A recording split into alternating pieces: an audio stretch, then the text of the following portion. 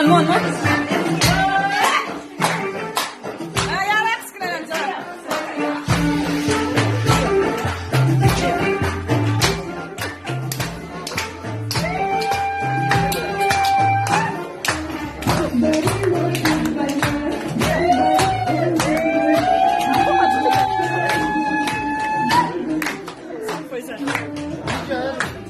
Ay, karagutsa.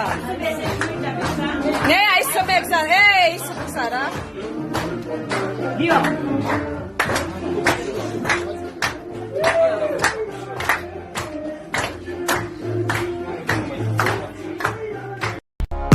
шумо пеш аз бозиҳои варзишӣ худ медонед ва боварӣ доред ки ғолиб мебарояд. пайси ин имкониятро 1xbet фароҳам овардааст. метавонед ба бозиҳои варзишӣ пул гузоред ва дучанд баробари дигар пулҳои худро зиёд кунед. чӣ кор бояд кард? дар зери ҳамин видео ва комментария силкае гузошта шудааст ки шумо метавонед ба силкаи зерин даромада регистратсия кунед ва бахти худро бисанҷед. Здравствуйте, добро пожаловать на канале Шахтин. Путин продлил действие мер по коронавирусу для мигрантов. В России продлена до 15 декабря возможность временного пребывания или проживания иностранцев, если этот срок истекает ранее.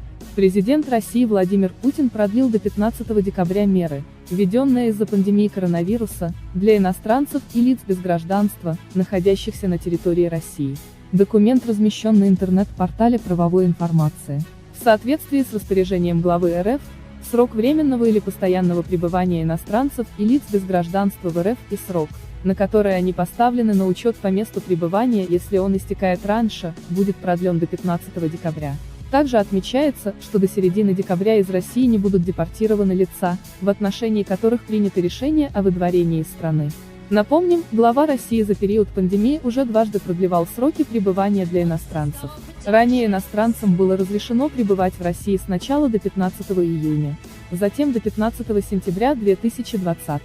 Также недавно было принято еще одно нововведение в сфере миграции – федеральный закон, позволяющий иностранцам, имеющим в собственности жилье в России, выступать принимающей стороной для других иностранных граждан и регистрировать их у себя.